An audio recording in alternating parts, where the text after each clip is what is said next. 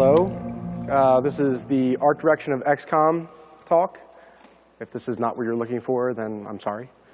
But anyway, let me turn this little thing on.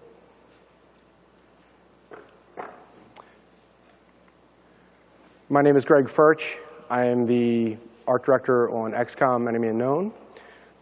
Just a little reminder, please silence your cell phones if possible. I've been in the industry for several years. I've made a few games. XCOM is the most recent one. It's been in development for almost 5 years. And this is probably going to be the ugliest art direction talk you've ever seen. I don't mean that in the sense that the content is ugly, but I mean it in the sense that I'm going to show you everything. It's going to be the underbelly. I'm going to show you everything that nobody ever shows you about all the things that didn't work along the way and the adjustments that were made to get the game that we shipped. So how many people actually played the original XCOM? Okay, so you all know what this is. If you didn't know what that is, XCOM was a game that was made in 1994. I started Microprose just after that had shipped in 1995. And it's one of those games that, if you haven't played it, it's revered as one of the best games ever, if not the best game ever. So it's a little bit daunting when you sit back and go, we're going to remake this and re-envision it.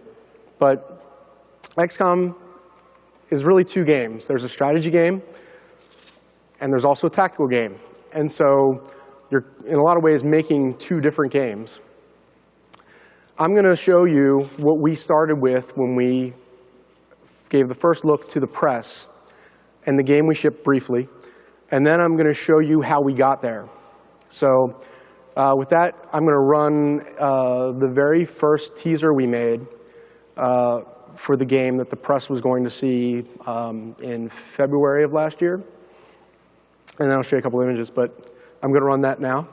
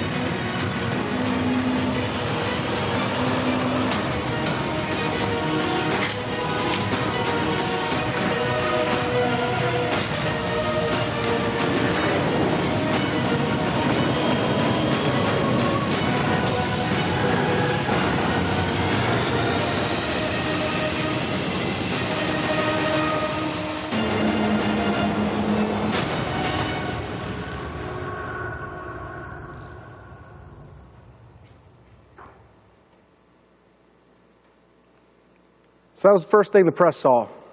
And this is eventually what the game looked like in comparison. So if you're looking at the our new hologlobe and the tactical part of the game. So changed a little bit. There's a little bit of an increase since 1994 in what we could do visually. So with that being said, we started very early in 2007 talking, and it was just me and a designer, and we would spend a half an hour a day Just kind of like, what do we want to do? What is this game? It's got 2 parts. It's this huge, huge endeavor, very different from some of the things we had done at Firaxis before. And so we started just defining really quickly, what did the game have to have? It had to be turn-based. That was without a doubt, it was going to be turn-based. There was no discussion of real time. It had to have tactical and strategy elements that made XCOM. Environmental destruction was huge. We had to plan on that. And at that point, we really didn't see anybody had done it, or at least done it very well. Fog of war was going to be there. And there was nonlinear gameplay. And what I mean by that is that the game had to be as replayable as we could make it. There was permadeath, which very few games have. So when you die, you die. And what did that mean to me on the art side was there's no identifiable main character. So it's kind of hard to craft narrative. It presents a lot of challenges on the visual side when you don't have these things. But these were the things we were going after. We agreed. This is what makes XCOM XCOM. And so from there, we moved on. And I think the one thing that is really important to note and take away, and this is something that I think you all know as you're making games, and it makes sense, but on the art side, you may not want to acknowledge it, but you have to, or at least think about it, is that all art and art direction is a reaction to design. So is tech, for that matter. But design decides something, makes a decision. There's a design decision that you need to make, and you have to work with that and work within those constraints. And that's the challenge of being an artist in the game industry. So we had a few obstacles. Like I said, I had all those design pillars that we wanted to do. And so I had a few obstacles. We had no engine at this point. We had no library of assets. There was no contemporary game. I mean, the latest game that was XCOM, and that was 17 years ago. There was a huge scope to the game. And we had a bunch of technical hurdles. How are you going to do full destruction? A big, big question. What's the granularity of it? How's that going to work technically? How are you going to render all that stuff?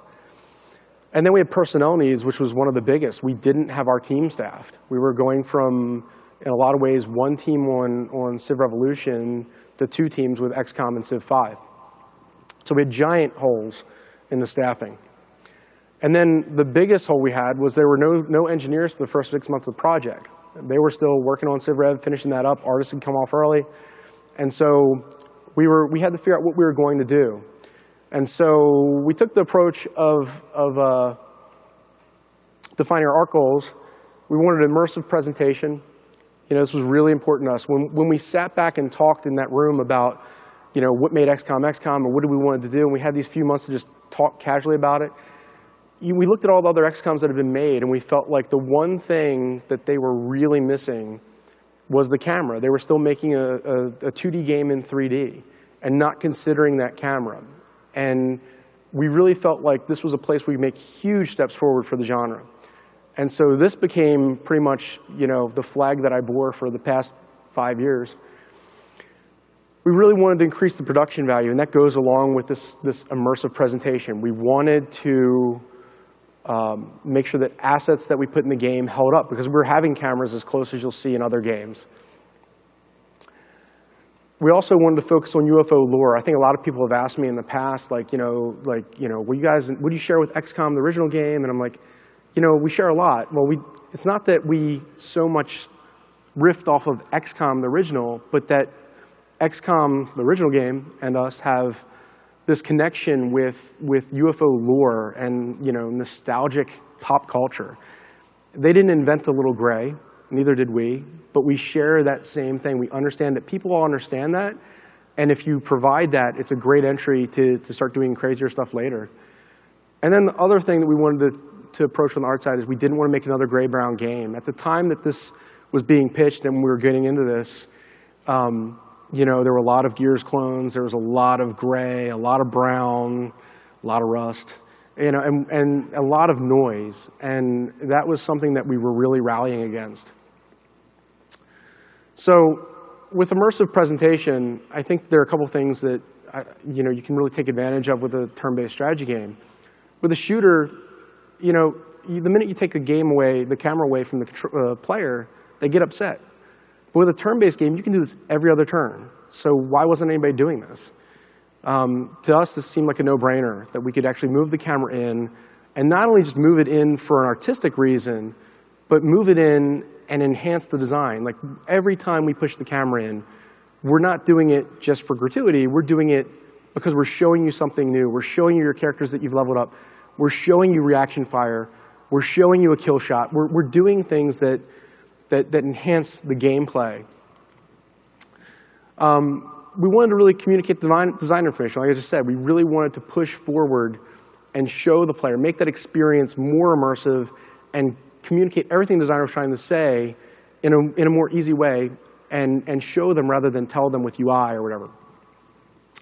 This provided some other things as far as emergent narrative. You've got these kill scenes and these action shots where you actually see your characters close up. You see them die. You formulate these stories in your head, and it's such a great venue to do it in this game. And then it also added the tension and mood. I mean, again, it's kind of hard to get scared when your camera's all the way out here and you're looking at a three-quarter view of your character. It really doesn't give you that sort of tense, oh my God, what's going to happen? I still think I have the biggest reaction when reaction fire happens, and it always happens to me because I'm always running guns blazing. But when I run out in the middle of something and a reaction fire happens, I'm like, oh my God, I'm going to die. It's such a different feel, and it wasn't something, at one point in development we actually didn't have that. And as soon as we put it in, it just changed it. Again, we really wanted to increase the production value. And so, like I said, we wanted to compete with other games that were out there. We wanted to transcend what strategy games were. We talked about this early in the art side, especially, that when people talked about XCOM, we didn't want them to talk about a great strategy game or a great turn-based game. We just wanted them to talk about a great game. And in order to do that, you have to make a game that people aren't going to discount it because of the way it's presented. And again, because we're moving the camera around, we had to make assets that really worked and had the right resolution and didn't degrade or in either camera. So they had to work across all different views.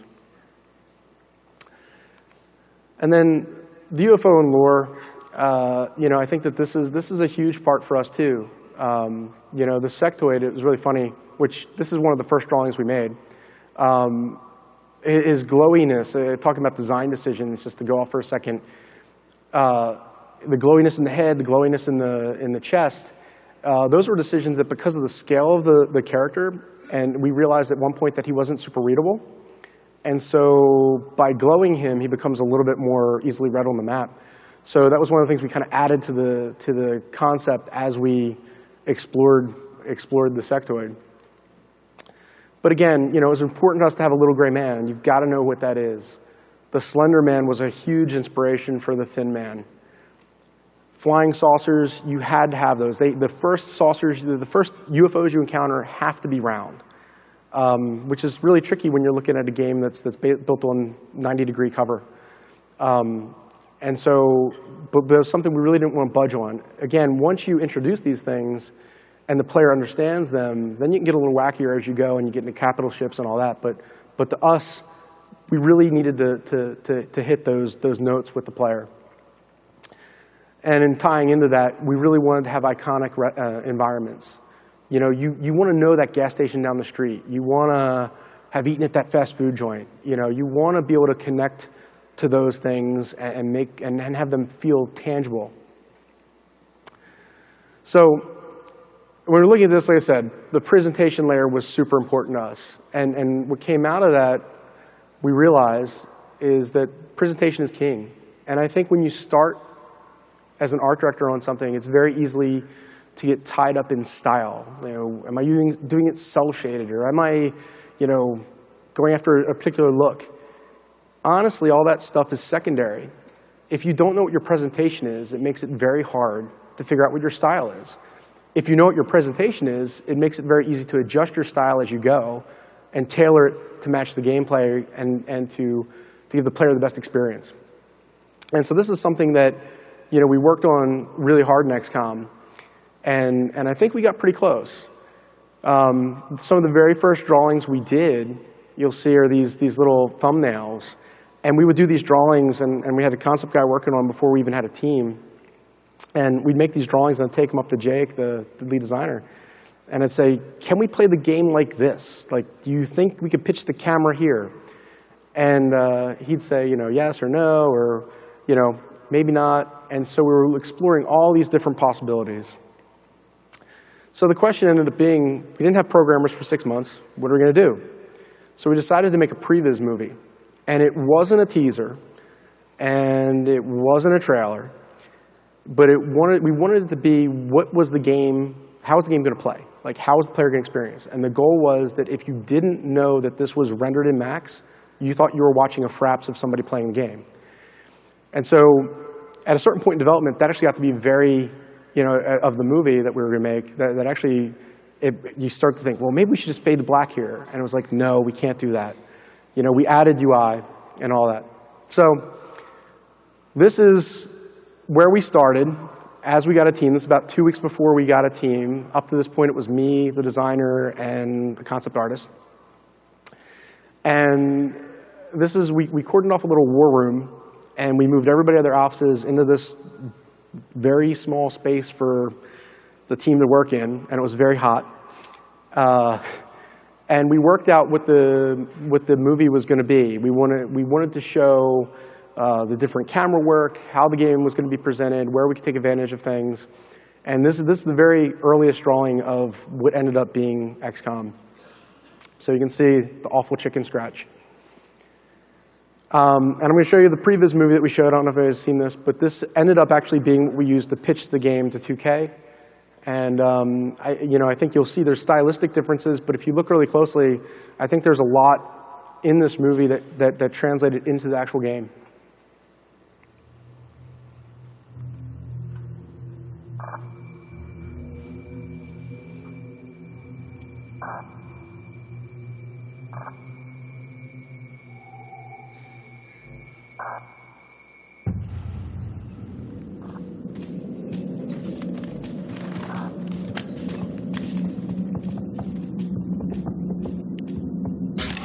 Okay, go ahead.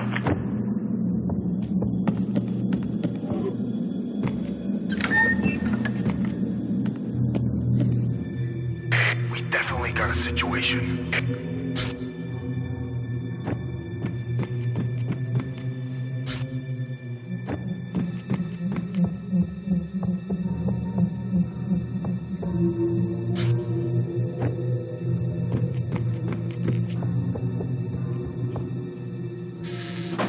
Got movement, second floor.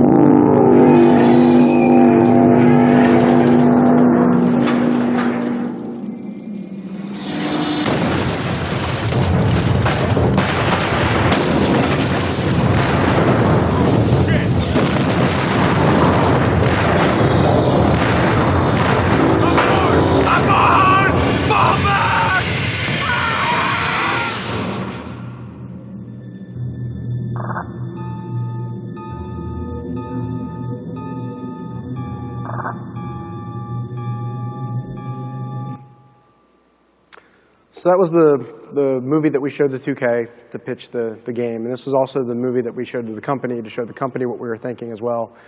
And you can see, again, this is part of that room that we were in. And you can see that we have, you know, the goals that we had set up. This wasn't just a movie to be pretty. This wasn't, you know, a sizzle movie. This was a movie to solve problems. Like, we wanted to figure out things that later in development would really kill us.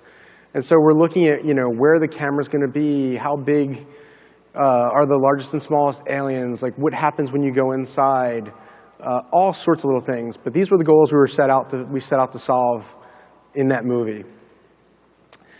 And I think, you know, you can see some of them. This is the, you know, we wanted to have these establishing cameras, you know, that set up that mood and tension early in a mission. You know, try and make these things that at least got the player into it. You know, you see the dropship land, you see your soldiers get out, you've got that moment you know, where you get pumped before you get killed.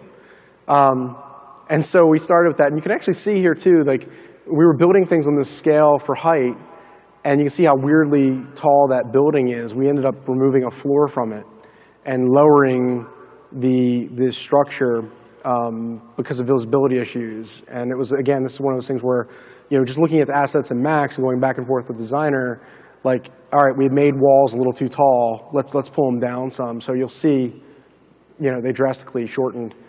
And these are actually the measurements we used in the final game. You can see that we are actually looking at where is the camera going to be? How can I play the game from out here? How's that going to look? How's that going to work? Can I play the game this close up or further out, or where does it need to be?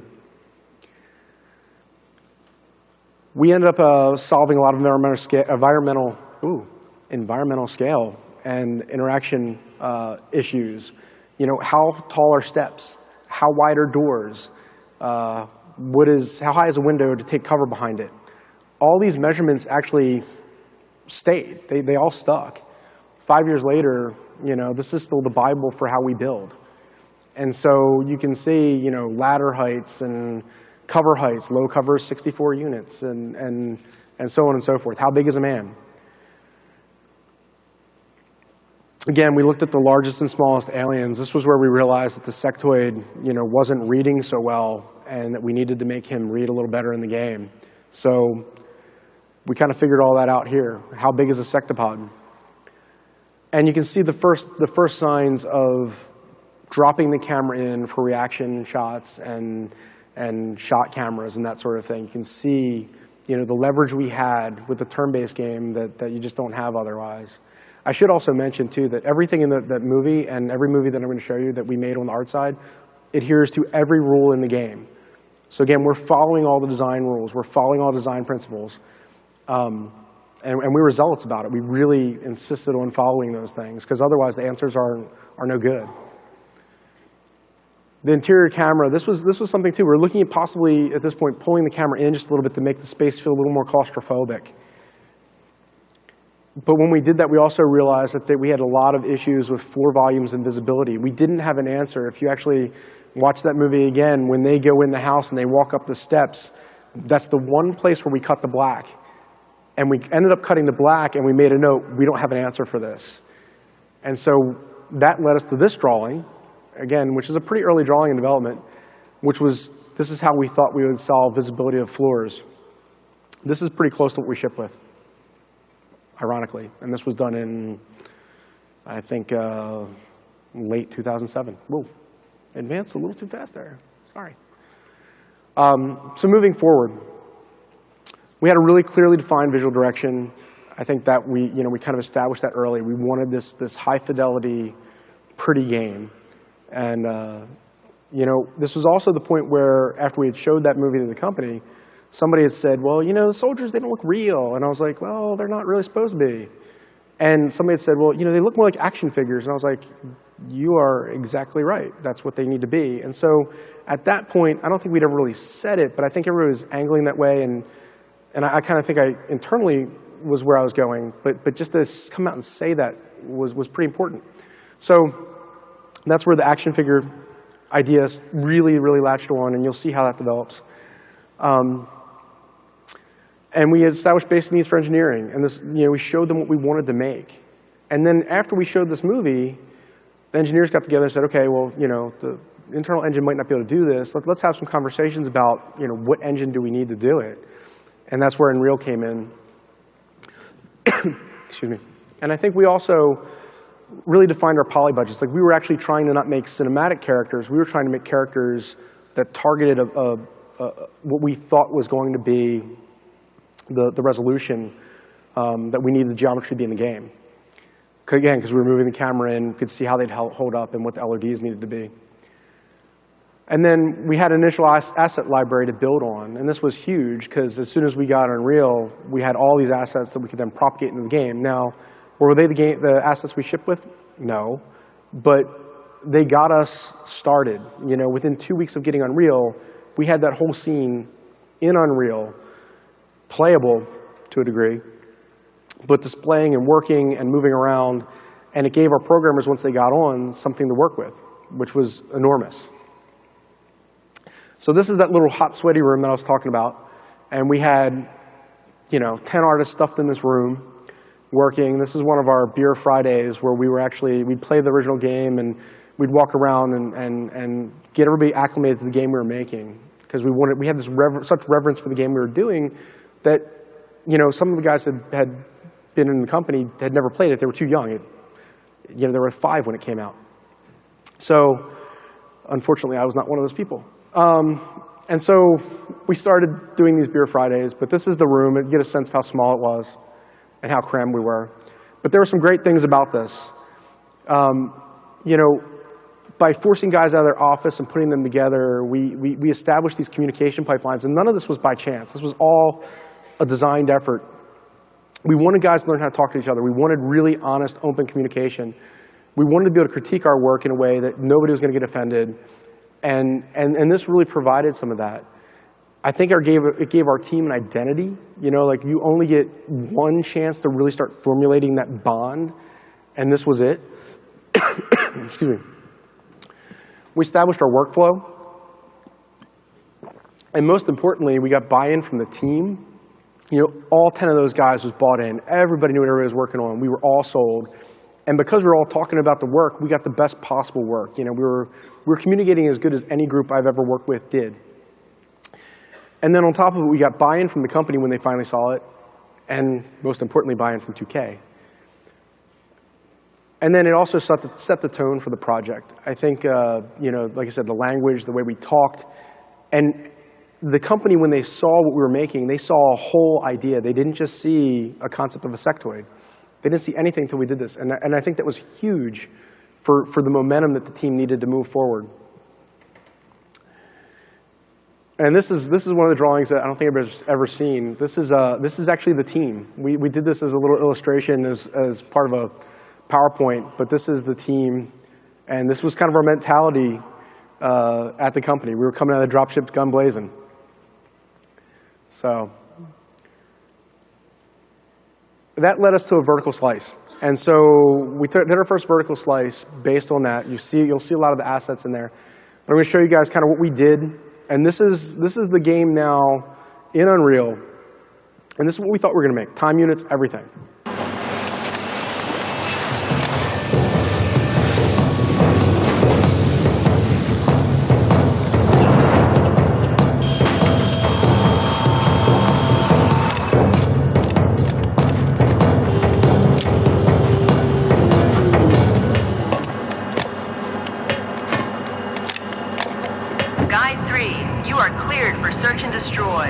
All targets hostile. Go to weapons, condition 1. Moving. Contact, 6 o'clock.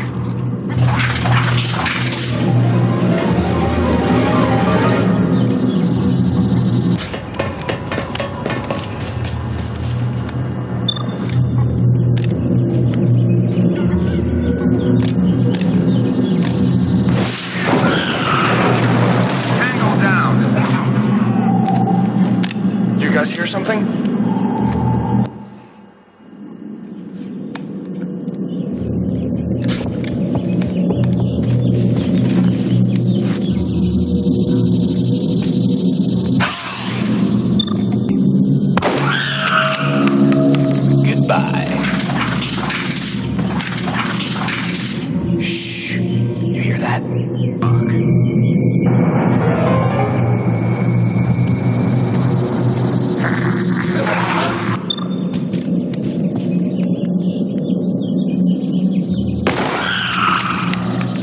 That's a kill.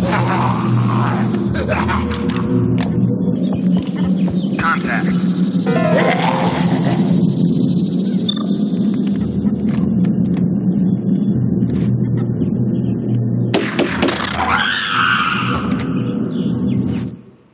Always makes me laugh. That's when the sectoid looked like a little kid, and Sid saw it and was like, yeah, I feel like I'm shooting a child. And we're like, okay, we need to change how he stands. So we kind of redid the animation on him. But you can see, this is a 1994 game in Unreal. We had time units, everything. The level of detail was a problem. You couldn't really read it. We made this vertical slice, and we all went out and got beers. We were all excited. And then this moment of sobriety hit us. We're like, I'm not so sure this is super fun. And on the art side, there were definitely some things we needed to address. And we made some changes. The lighting is completely dynamic here. These are semi-random maps. There were issues with that visually. You can tell the building doesn't really sit very well. It's really flat. It isn't working. The floor hiding, you can see we're finally starting to address that. We think we've got a little bit of a solution here. And then the pacing of the combat, the time units weren't super fun as much as people think they are. I actually went back to take that footage back in January, and man, it was painful. But the combat was kind of slow. It really didn't feel contemporary. We really felt like we were missing something, and it didn't hold up to the energy that was in the movie. And then the initial action cameras, you can see the procedural cameras. These were actually programmatically procedural. They had no art love at all. And you can see them working, but they needed some help. So moving forward, we decided that we were going to stylize more of the forms. We were going to make sure that you could read every weapon and you could see what it was. It needed to work across all cameras. So you had to be able to see what guns were. They had to look big enough and bold enough in the three-quarter view, because that wasn't going away. But we didn't want them to look silly in the close-up cameras. And then we started exploring the idea of baked lighting. And we had hired a cinematic guy, and we started building a camera cage around the characters so that they were still procedural, but they were all scripted, like an artist had touched them. If you look here at the stylization, you can see, this is the guy on the left is the original guy. Again, a little more real, a lot less stylized. Then we started exaggerating the form, and on the right is pretty much the proportions we ended up with in the final concept. You can see we really pushed him quite a bit. And then again, here's the actual model. And then here's when we exaggerated the form. And then another thing that came out of it was not only exaggerating the form for readability, but one of the things we realized is that the noise in the surface detail was a problem. And so you can see the comparison on the right. You can really see where we thicken things up. Look at the smaller images of the guy, just even the back of the legs and the wrinkles and the bolts in the back. Everything is so much more clean and readable to the player. So this is really where we started going. Here's the gun from that. Again, wasn't holding up to the gun we shipped with. And these are the guns in the game. Again, really chunky. We kind of labeled it chunkified in the game. You're chunkifying all the assets. But again, they hold up fine in the actual close-up cameras, but in the game, they're much more readable. And then we started looking at lighting. Okay, if we're going to get away from the dynamic lighting and going to bake lighting, like what's night going to look like? How are we going to attack that? And then the next step was, let's bake lighting down. And so you can see this is a point where we actually had built out a level, and we've got the lighting baked. It's raining. It's super cool. This is a really fun map. We learned a ton on this process of how we were making our assets. And again, you see everything now is coming together. Everything's stylized. Everything's pushing forward. We've got our language starting to work here. So that led us to a second movie. We had all these assets. We still wanted to push the cameras even further. We still thought that was something we could do more with. And so we made this second movie. I'm not sure if anybody's seen this or not. We've shown it very limited. But this was the second thing. We did it as a little skunkworks project again, and we kind of dropped this on the team. Again, working with the designer as what would work, what could we do, and we were just hoping we would get 10% of this maybe. I think we got a little more than that, and so this is what we showed. Move out and keep your eyes open. I got it.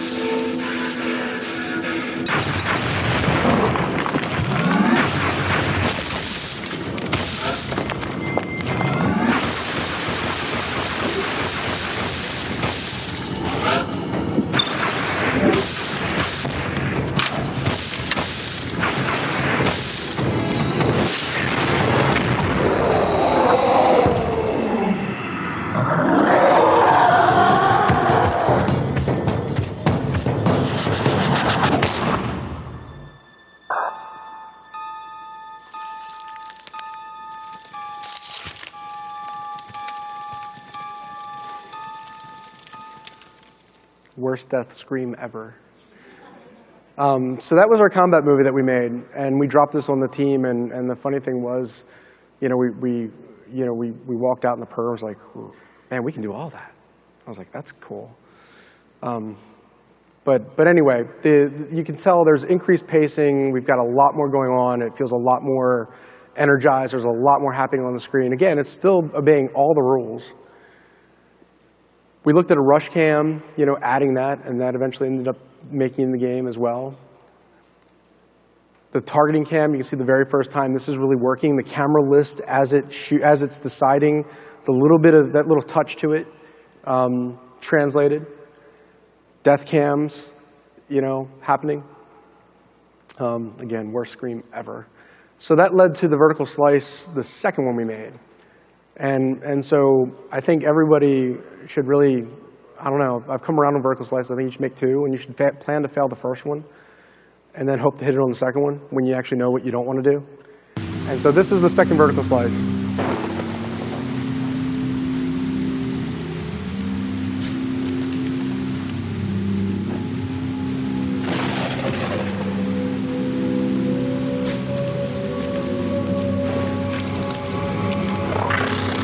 Multiple tangos.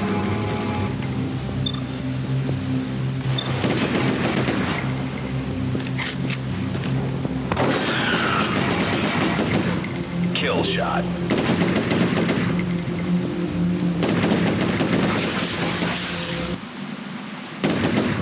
Coming around.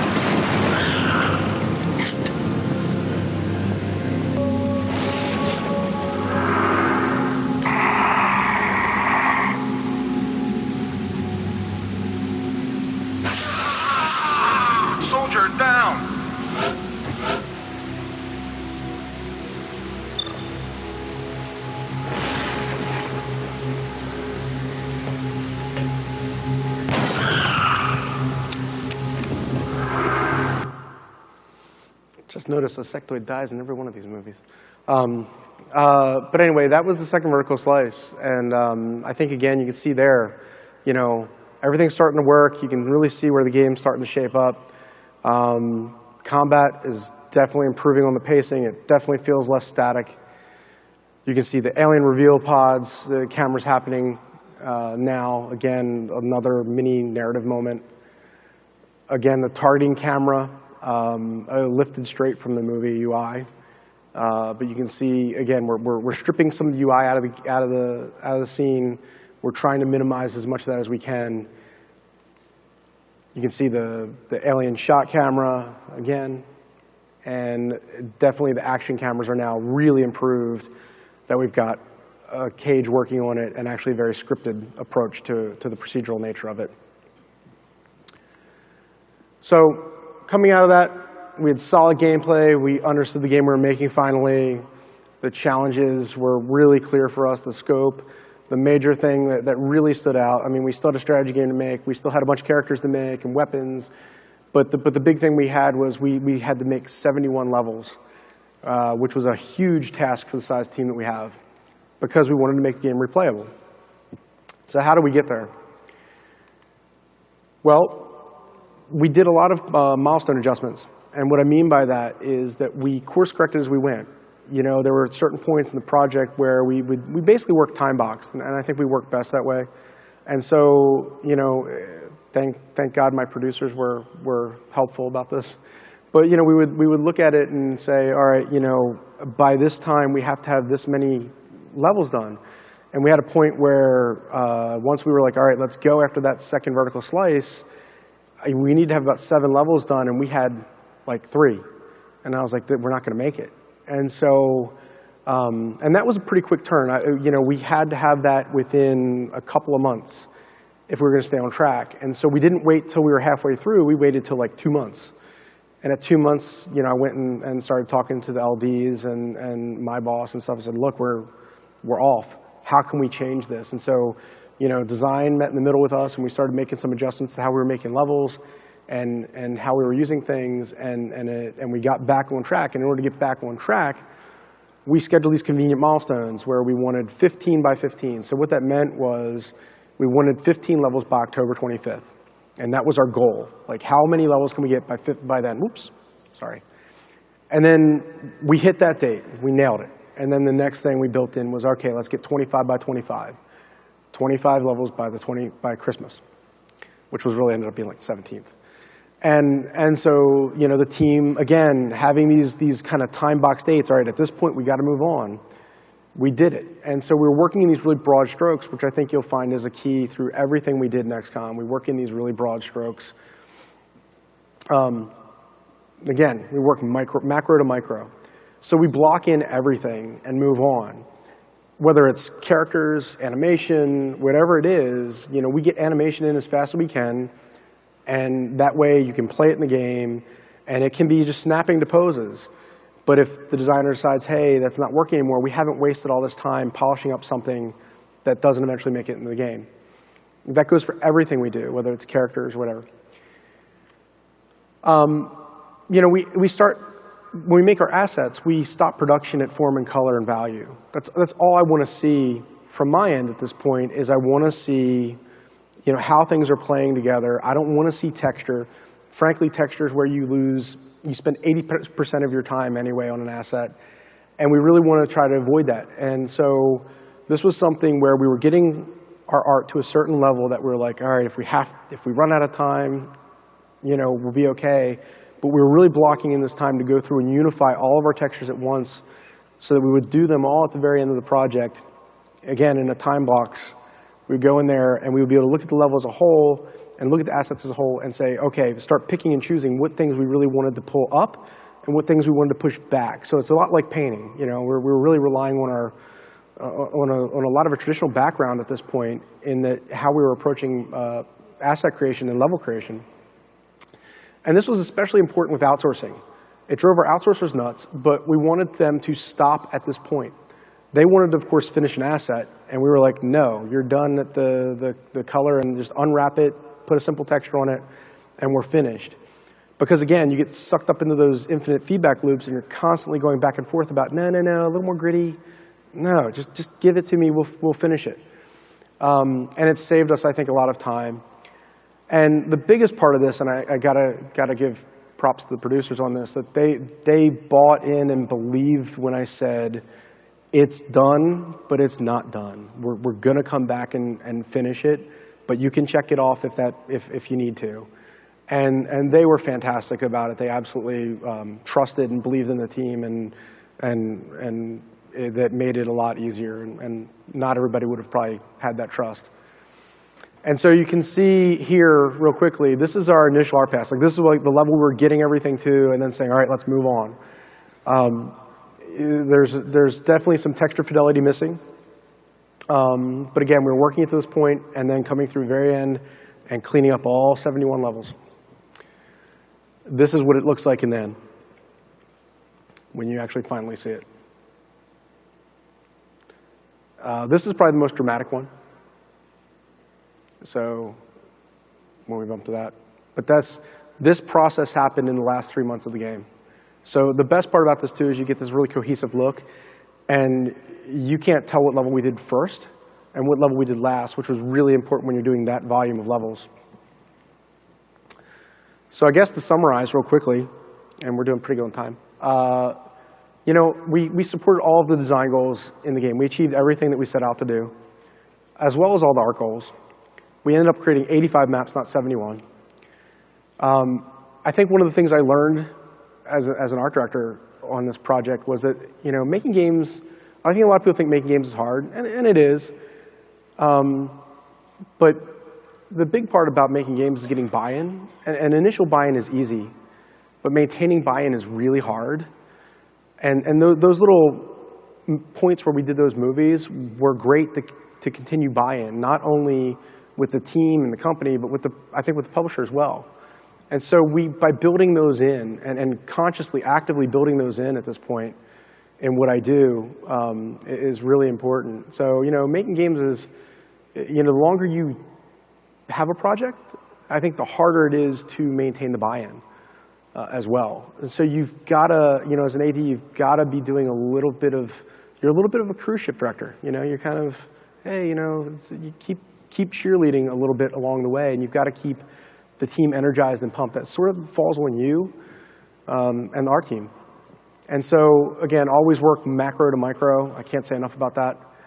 And the biggest thing, too, is that you know, I learned that presentation really trumps style. I think, you know, when I first pitched this to GDC, somebody had said, well, you know, like, talk about your style change, like, dramatically different. I was like, huh, yeah, I guess so. You know, like, I mean, to me, I was so focused on the presentation layer that the style change was just a secondary natural course and evolution for us.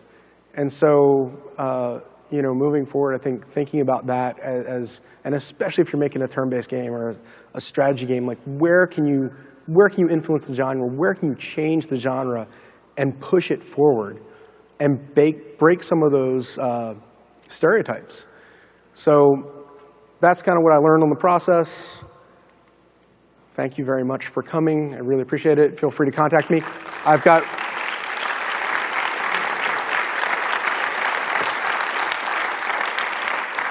I have one last PSA for you, and then we'll go to questions. By the way, stick around for questions. I know it's always awkward who wants to be the first one, but I've got some giveaways for the people who ask questions, at least the first few till I run out. But while you're making your way to the mics, please be sure to speak into the mic, step up to them. But I've got one last little message for you all. Oh. Hello, Commander. We wish to add that we are currently recruiting additional personnel. Candidates may enlist at our recruitment facility. Transmitting coordinates now. Farewell, Commander. Thank you. So that's where we are. Feel free. So any questions? Oh, yep, sorry. Yep. Here we go.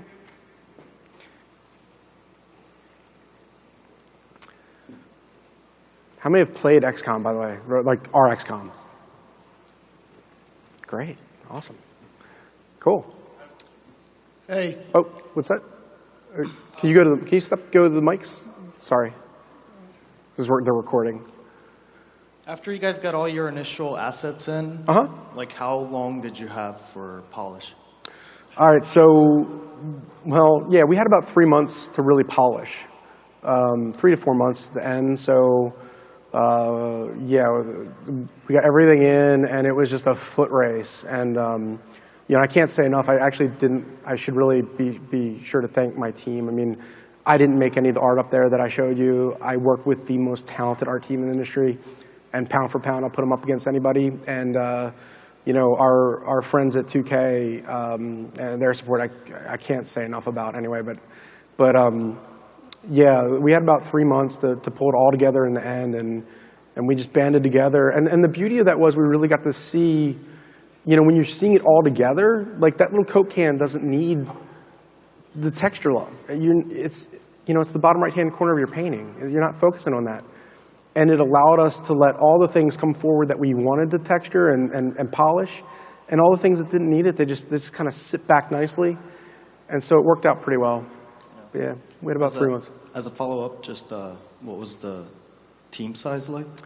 Probably about 20 artists. I probably had about 6 environment modelers who were also my level builders, along with 3 interns or contractors. So it was really tiny to make 85 levels. I mean, it was absolutely insane. But yeah, that was about the size. Thanks. Yeah, and also I've got copies of XCOM on PS3, so you can come up and pick one of these. Xbox, and I've got some patches, and I also have Steam codes if you'd rather have that. So Steam codes are on my business card, so just pick one. There's a PS3. Yeah, good. All right. Oh, those are not mine. Anyway, next, please. Sorry. Go ahead. I just wanted to know if you can elaborate on what were the issues with the randomized maps and what were the issues? Yeah, like I think, you know, first of all, we didn't know what the game we were making was. I mean, it was a Herculean task to begin with, and I think adding random levels to it was just a huge undertaking on top of that. And so to define the game you're making, then on top of it, define rules and for a procedural system was just tremendous. And so in order to ship the game that we wanted to make, we had to make some adjustments on that. So that was one of the things where we were like, all right, well, let's go to handcrafted and get it done. So that was sort of the short answer. And just to follow up, did big lighting dictate what was destructible and stuff? It made it complicated, but it didn't dictate it. I mean, everything ended up being destructible. So, except for floors and ceilings, and that was more of a gameplay reason. So, yeah, go and take some. Yeah. So I was just really curious as to how the destructible environments affected your level design, and how did the level designers cope with the fact that you could destroy everything? Okay, there's a level designer sitting in the front row, so I gotta be careful about this one. No, I mean, I think that it's this sort of emergent gameplay, which is so unique to XCOM and so awesome, but yet can be a headache.